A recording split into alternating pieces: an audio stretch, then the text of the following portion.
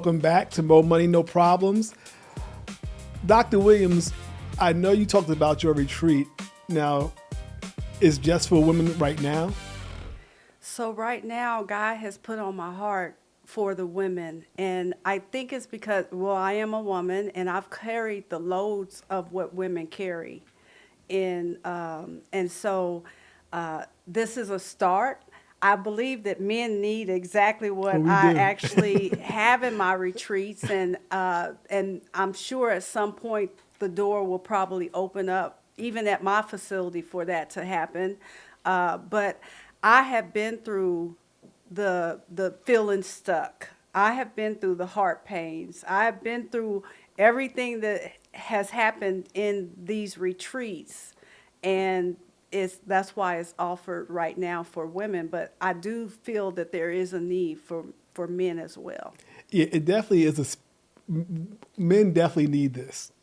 We definitely need to learn the strategies to release and to realign it. And again, it goes back to we are brought up to who we should be, what a man is, what a man should be, what a man shouldn't do, what a man shouldn't say, what he should, where he should, how he should prosper.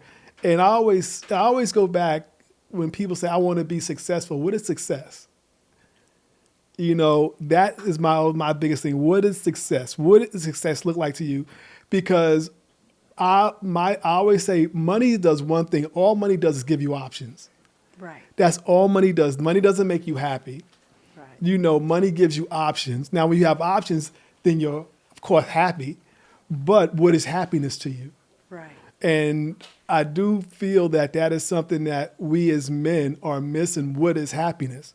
Because a lot of people don't know what happiness is. A lot of people don't know, what makes them happy or even who they are. And it could be a scary feeling. But this is phenomenal. And I do hope one day, you can open it up to men. That being said, what are some of the strategies that we can implement to get realigned? So I'm going to speak from where I was, because when you feel like you have reached a point where you're up under the rock, that even sometimes that, let's say, getting up out of the bed to take a shower can be a chore, or going to the grocery store can be a chore. What I found was celebrating those moments, that I did this today, and that was a win. Incorporating the little small things that are winning in your life. Because we don't, and even for me, most of my career as an air traffic controller, I started as a level 1 non-radar approach control. And I went through the ranks of that of air traffic, and at Hartsfield, the first black female to ever certify there. And I didn't celebrate any of those accomplishments, but now I look back on what I've done, and even making a shift to align as a holistic doctor. I was doing these things, but they were unintentionally, and I wasn't celebrating my success and in internalizing that. And so when I hit a place of what I felt was rock bottom, it was celebrating those successes that helped bring me out of it.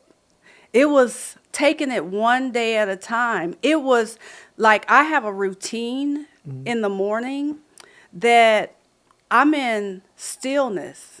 I shut the noise of the world out. I don't start with my phone, in the sense of I my I have a routine that I do in the morning that's more peaceful, Okay. and it is on my phone, but I don't open the world up through there. Which is So important. it's shutting the noise out, shutting the distractions out, and being in stillness and reflection. What am I doing that's serving me? And what am I doing that's not serving me? What is aligning to my values and what isn't allowing to my values? What are my core needs? And what do I need to do to fulfill those core needs? What type of lifestyle am I living that doesn't align with who I know that I am? So my morning reflections are tailored towards that. And I'll spend, you know, I'll say if people want to spend 15 minutes to 30 minutes doing that, that's great. I've worked my way up to sometimes 1 to 3 hours because I love being in that stillness and I love being in that reflection because you're almost planning your life out before you start the actions of it. You're actually going through the alignment. You know, you hear sports people say they run it through their heads first. And well, that's what you're doing in the morning. You in that reflection time, you're running it through your head before you actually start getting out there physically running. And it saves you a lot of time to align that way. And what you said, I'm going to go back to what you said is very important. What we do, we don't give ourselves credit for what we call the small things. You know, and it is true. Oh, they said you got up in the morning. You're supposed to get up. You're going to work. You're supposed to go to work. You're going to school. You're supposed to do that. You know, and in celebrating ourselves, people don't do that at all. And I think it is because we're taught, like I go back to that, you know, yeah, that's what you're supposed to do. Instead of celebrating and say, you know something, I'm going to take time to sit back and reflect. I don't think people do that at all. And again, going back to what I do when I talk to people and I say, okay, let's sit down and let's just look at where you are and where you want to go. Most people don't even know where they want to go. Right. And if I'll say to some people, well, what do you want to retire? How do you want to retire? And it's interesting because we take so much time perfecting who we are now instead of focusing on who we want to be later. Yes. And it's almost scary because we never know what the future's going to bring. But if you don't even have an idea of what your future looks like, and you're just living in the now, it's, to me, it's almost, I'm not going to say it's self-destructive. In some way it is because you're not planning. But it goes back to what you said, there's no alignment. Yes. There's no alignment. So I believe that every year, I count a year as a season. You every year, even with my retreats, come back every year to pause, reset, and realign. Because when you do that, that year you have a focus, you have a structure, you put things in place. Like sometimes I'll go through my day and I say, I'm winning a day. See how that feels? I'm winning today. And it doesn't mean that everything is aligned to the way you want it. At the end of the day, I'll reflect and say, I won today. You know, and we have to tell ourselves that because the world is not going to tell us that. Or we have, like I'll have in my class that I teach at the Adult Active Center, I'll have them put their hand here and I'll say, I am well. I am purposeful. I am kingdom aligned. And so we're telling ourselves these things that the world is not going to tell us. And what I mentioned earlier about normally our knowledge and understanding and our actions have taken us to where we are now. To get somewhere else is going to take new knowledge. It's going to take new understanding. It's going to take new actions. And you got to be willing to be able to do that. And most people say, well, I'm already full. Well, I've got this going on. I got that going on. But once you reevaluate your life, you realize you can release some things. You realize you can start incorporating something else. You have to align your life and nobody's going to do it for you. You have to be willing to take that step. Yes, and it's so true. It's so true. And like I said, I go back to always saying that sacrifice. What are you willing to sacrifice? Not even sacrifice, because if you don't need it, you don't need it. We have a lot of things we want, but things we don't need. And I guess that's what you're saying in some sense. You have to be willing to say, I really don't need this. it's not really bringing me any joy. Or I'll say it's not really affecting your bottom line. Just bringing it back.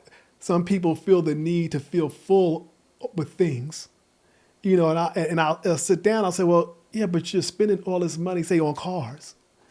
Do you need that? And you work from home. Yeah, yeah, yeah. And I one of the things that I say, a mind that thinks in lack can never attract prosperity. A mind that thinks in lack, because you will never track prosperity if so. When people, and I don't engage in these type of conversations, when people start talking about how high the gas prices are, I say I'm raising my resources, or I'll say that, but I never say I'm lacking in anything. Whether it's my well-being, whether it's my money, whatever it is, I don't that you cannot have a lack thought, and think that you're going to attract something else. That's a stronghold. Those thoughts are strongholds. And so whenever your mind, because we've been trained and aligned to go in that direction, it takes realignment to go in the direction you want to. So if I want something, I'll say I'm raising my resources, and I don't put a period there. I know it's going to circle back around. And if I really want it at that next time that it circles back around, sometimes I don't even want it at that time. It's like, oh, I just wanted that, But it's really realigning your mind. And people will say, well, I have these thoughts, but this is where self-awareness comes in.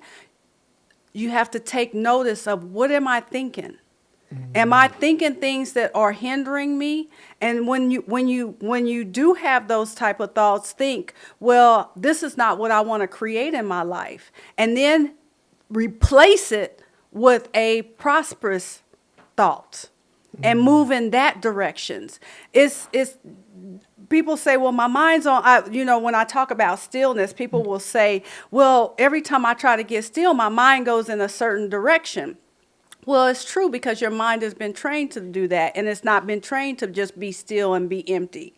You can take mind dumps, just dump it all out and be, Yeah. so it's just replacing it gently. So as those thoughts come, bring self-awareness and say, this is not what I want in my life. This is not what I want to create, because those thoughts are going to create your life. And when you take it gently and realign to another something that you want, then you're starting to change that. And it's subtle. You one day look up, like I didn't go from air traffic to being a holistic doctor, a life purpose mentor. It took time, and it took steps. It took realigning my mind. It took bringing down strongholds. And that's what the mind, it starts in that mind. Okay. And so it's a process to that. That's the reconstruction. I'm just taking in what you said.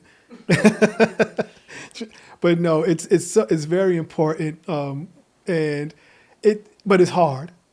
It can I think be. a lot of people, for a lot of people that's hard, letting go, and I think a lot of it consists of letting go of the stronghold, because your mind is so strong, and conditioning and surroundings and people sometimes who you need to let go.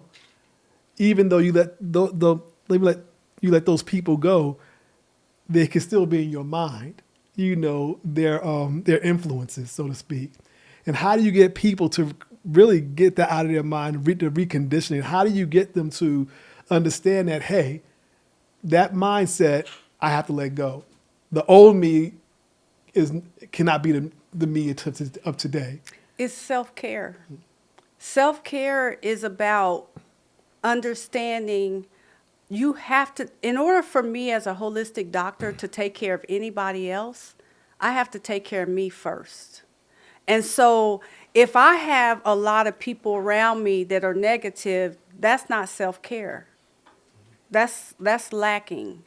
If I if I don't put systems, I'm big on systems. You have to put systems in place to be able to make this process and to go through this process. Like the system is for me to get up in the morning and go through my stillness and my reflection. What am I doing good and what am I not doing good? That's a system for me.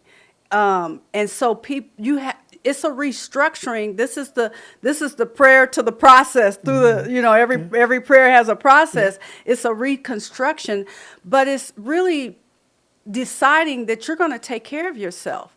Most things that happen in our physical body is happening and elevating because we haven't listened to the body to take care of it at the most smallest level, and then it builds into something bigger and something bigger and something bigger. Well, if you start just paying attention to it when it's smaller and starting to do something about it, it doesn't massively grow into something bigger and make it something that we really have to handle that's major. And so self-care has to kind of be at the forefront of what we're doing. If it's not, if forefront is behind everybody else, then you won't be able to take care of yourself or anybody else in the way that you would like to. Yeah, and it goes back to always tell people, business owners, pay yourself first almost. Take care of yourself. Mm-hmm. You can't make money, but put it back into the business. You got to pay yourself first, take care of yourself first. And it is hard, and I totally understand what you said, but I can see where that would be difficult for some people. But you helping them get through it and you giving them the system, because again, a lot of us don't have a system. Right. And that's what it comes down to. We just get up, we go through life with no system, with no vision, so to speak. And that's kind of how I look at my life. I have a vision. It's so funny. I'll say to my kids when they're running or when we're working out, envision where you want to go. You want to, like my one son plays soccer, envision going to the Premier League when you're playing. You have to have a vision for you, not the expectation of others, but a vision for you. And a lot of people have expectations of how other people see them, but not a vision for themselves. And that's kind of how I try to instruct and educate people. Have a vision for yourself. Where do you want to go? If you want to move to Lake Lanier, live on a lake, but be fine financially, have that vision. We'll get there, but stick to the plan. We have to have a plan, like you said. And it's just hard sometimes to get people there. I know I keep harping on that because, it's always that internal, I think it's an internal struggle with some people that they're scared to take that leap.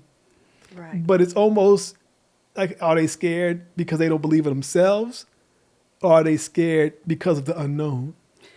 I think it's a combination of many things. Sometimes it might be our environment that we're in. Sometimes it can be the way we were raised. We are our own worst critic a lot of times, and it's fear-based, and, I'm not good enough. But we don't consciously say I'm not good enough, but our actions are saying we don't feel like we're good enough. And these things, because most times we operate 90% of our day on subconscious programming.